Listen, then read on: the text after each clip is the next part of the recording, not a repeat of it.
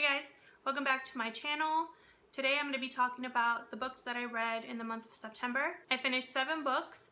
I have 1 DNF and I also read a graphic novel, or I like to call them comic books.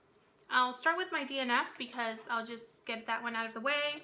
I DNF'd White Sargasso Sea by Rhys. I was so disappointed because I really wanted to love this book. I have heard amazing things about it on Goodreads, on Booktube. When I found this edition, I thought it was beautiful and I thought it'd be a great pick for a buddy read. So I started buddy reading this one with Roxanne from A Novel Sanctuary here on Booktube. I'll have her channel linked down below. And I couldn't get into it. I read, I think it was almost 80 pages of this. So yeah, I think I read like 80 pages of this, which is pretty much half the book. I love the whole idea of this book.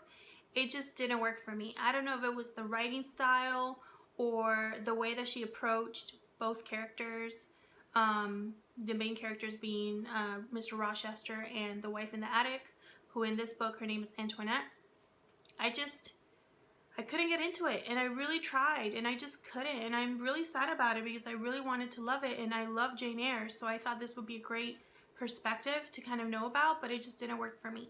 Alright, now onto the books that I actually finished. The first book that I finished was Descender Volume 2. The story is about a robot named Tim-21, and this is set kind of years into the future, and robots have been outlawed. Tim-21 was a companion robot, so basically he was part of a family, and he was meant to be a companion to a little boy named Andy. They were very close. Anyway, circumstances happen where they're kind of pulled apart, and then Tim-21 is now trying to find Andy, and this is just a continuation of Volume 1.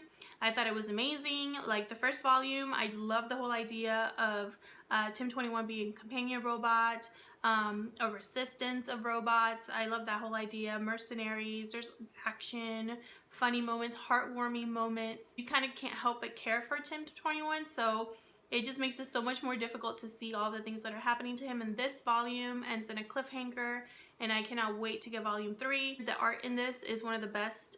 It's kind of drawn in watercolor style, and I love it. It's just something new compared to other comic books out there. You can tell that you're reading Descender, and I think that was a great choice that they made for that. Anyway, I really enjoyed it, and I cannot wait to get to Volume 3. The next book that I read was Daughter of Fortune by Isabel Allende. I actually buddy read this one with Stephanie from That's What She Read here on Booktube. I'll have her channel linked down below because she's amazing, and we had a pretty good time reading this at the beginning. We were both, you know, really loving the story.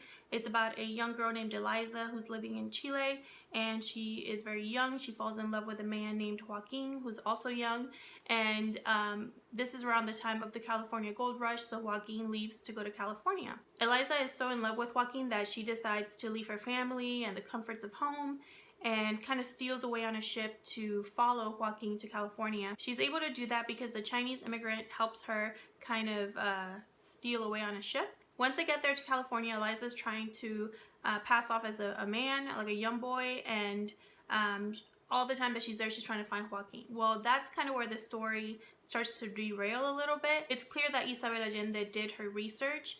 I just wish she wouldn't have put everything that she found out into this book because it kind of derailed it. It lost its purpose. The original goal was for Eliza to find Joaquin, and you know, on the way in this journey, she finds herself. You know, great. I love that story and the whole idea of that. Well, you know, instead of that, we get a bunch of facts. We talk about prostitutes, racism, and you know, a whole bunch of other things were kind of thrown into this book. And I think she kind of forgot about Eliza in the midst of all that. It was too many different stories trying to be put into one book, and unfortunately the end was completely horrible. It didn't give us any answers. It didn't even give an allusion to what she was trying to do. It was kind of just there, and so it was a huge disappointment for us both. And I'm pretty disappointed because I love Allende and I love the way that she tackles historical fiction, just not this book. So yeah, that was kind of a letdown, but I did really enjoy talking about this with Stephanie. I think if I hadn't been doing a buddy read with Stephanie, I probably wouldn't have enjoyed it at all. Following that, I read The Road by Cormac McCarthy, and I absolutely loved this book. I read it in 2 days. Something about this story just pulled me in, and I just could not stop reading this book. This is in essence a story about a father and a son who live in a post-apocalyptic world, and they're trying to survive against all odds. McCarthy doesn't give you a lot of details. We don't even know these characters' names, but through the setting and the different things that are happening in the plot, you kind of can get the context, and you understand that this world has been dead for a long time, and it's very, very hard to survive because of that. A lot of the stores have been pillaged. Places that you would go to live in have been completely wiped clean, and so it's very, very difficult to survive in this world. This book, I think what really sets it apart is that it's not just a story about a man and a boy living in a post-apocalyptic setting. It's more about what kind of relationship the two have and how much they care about each other, and just this mutual understanding that they have about how things are. I absolutely loved it. Everything worked, but probably the thing that stuck out the most to me was the tone of this book. It was very bleak, depressing, and there was this tension the entire time you're reading this book where I just had to keep reading. I had to know what happened next. There's no unnecessary fluff. There's no unnecessary dialogue. It's just a good story, you know, written beautifully. So I am definitely a fan of this writing style, and I know for a fact that I'm going to be reading whatever McCarthy has written. The next book that I read was another DNF. I read it for my book club, and that was The Light Between Oceans by Ml Steadman. And I DNF'd this at about 65% of the way through. I thought it was a hot mess. The story is about a man named Tom and a young girl named Isabel. They get married and then they watch this lighthouse. That's what they do. Tom and Isabel have been trying for a baby and they're just not able to have children. Isabel suffers like 2 miscarriages, I think, and then she has a stillbirth. So they're having a really hard time, and, Isabel is grieving. And one day a boat pulls up and there's a dead man with a baby girl on the boat. They rescue the baby girl, and Isabel convinces Tom to keep the baby. They decide to keep this baby girl, name her Lucy, and pass her off as their own daughter. Red flag number 1. A couple of years go by and they decide to move back to the mainland and make a life there. And very soon they discover that Lucy has a mother. Her mother is alive after all this time. And so instead of talking to this mother and trying to work something out, they try to fight for Lucy and ruin this woman pretty much. Red flag number 2.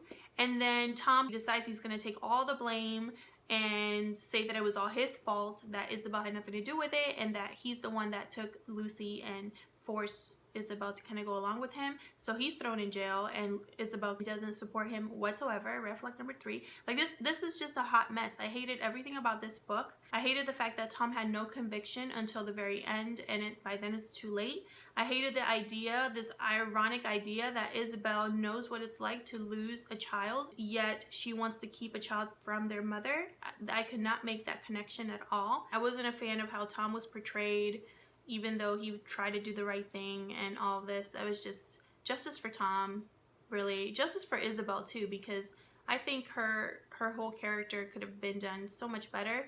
And I don't know, I felt like she was a grieving mother, and she didn't deserve to be written as some crazy person that couldn't see reason, Anyway, I could go on and on about this book, but suffice it to say, I was not a fan. The next 2 books I'm going to talk about, I'm not actually going to wrap up in this video. I'm just going to mention them because I'm going to be doing a separate wrap-up video of all of the books that I read for Hispanic Heritage Month. The first one was How the Garcia Girls Lost Their Accent by Julia Alvarez. I read that first. And then I read Reputations by Juan Gabriel Vasquez. Those I'll be wrapping up in a separate video, which will be up after October 15th, which is when Hispanic Heritage Month ends. So keep a lookout for that. And then the last 2 books I want to talk about were both buddy reads and were both 5-star reads for me. So the month ended in like the highest note that it could possibly end, and I was so happy about that. The first one was Frenchman's Creek by Daphne du Maurier. I read this with Bree and Tori. I'll have both of their channels linked down below. This is a story of a young woman named Nona who is married to a man named Harry, has 2 children. She feels trapped in her marriage, the way that she's living, and she starts kind of rebelling, and in her rebellion she does some cruel things, and she realizes that and just decides that she doesn't want to be that person, that she needs a break. So she leaves Harry in London with the dogs, and she takes the children to a town called Navron. They have a house by a creek. She feels like she can finally be free, that she can finally be herself. Anyway, it turns out that there has been a pirate coming to Navron, or just the coast of that area, and she hears about it from some other neighbors who are kind of warning her that there's this pirate. He's a French pirate. He's like the worst thing ever, stealing from everybody, raping their women, like all this stuff. And you know, Nona's like, oh really? Well, I'll protect myself, no biggie. But because she's not leaving, she's not going back to London. She steals away one day and she finds the boat, and the boat has been hiding in the creek next to her house. And when she goes over there, she's caught. And it turns out that the Frenchman is nothing like he's been described. She's absolutely taken with him. And all of us that were buddy reading this book were like, this man is just so sexy. There's just something about him that's so different. And he and Nona are very similar. They're both very free spirits, and they both love the simple things in life, and they fall in love. So that's essentially what the story is about. But the way this book is written, it was unpredictable, it was funny, it was sassy. The way that Nona's written, her whole character, it's almost like as if du Maurier wanted that freedom herself, and she decided to just live vicariously through Nona. That's how the book read. Everything about it, the ending, you know, it's not the ending that you expect, but it works for the story. I just absolutely loved it. I cannot wait to read more books by du Maurier. I just had such a blast with this book, and like I said, I gave it 5 stars. And I haven't been doing that very much this year, actually. I have not been giving 5 stars to many books, but this one definitely got it. And then the next book that I buddy read, I also gave 5 stars to. I'm still thinking about this book, and that's Wives and Daughters by Elizabeth Gaskell. I buddy read this with Amanda Center here on BookTube. I'll have her channel linked down below. We just had so much fun with this book. We both loved it. It was just one of those books where I couldn't wait to get home and read. You know, it was cozy, it was heartwarming, it was funny. I loved all of the characters. They all had something unique or different about them, and I just cared about them. This is a story of Molly, a 17-year-old girl who lives with her father, Mr. Gibson, the town doctor. Mr. Gibson decides that he's going to get married, and he marries this vain, selfish woman named Claire, and Claire has a daughter named Cynthia, so they all become kind of a family. Molly is secretly in love with a boy named Roger Hamley, and Roger falls in love with Cynthia, and so there's kind of a love triangle there. There's really not that really happens in this book, not really. It's just the story of the different things that happen in a town and how it affects Molly. All of the characters are connected to Molly and the Gibsons in some way, and Molly kind of gets tangled in Cynthia's love affairs. She's just this very sensitive, kind girl who's a little bit naive, but she's also courageous and has a lot of integrity, and I just loved her as a character, and I loved all of the other characters in this story, and that's what makes this book. The writing was just so funny. I loved the dialogue between the characters. I loved how some things we could predict in the story, but some things I didn't see coming, and it was just such a fun read.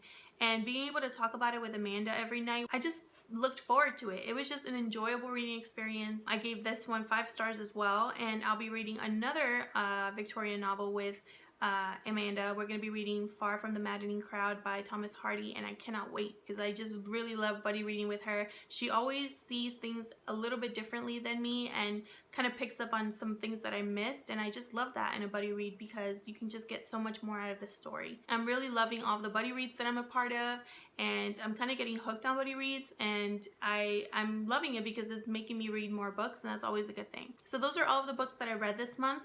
Did you guys have any high notes or any amazing books that you read this month? Let me know down in the comments. I'd love to hear about it. Thank you so much for watching, and I'll see you guys in my next video. Bye!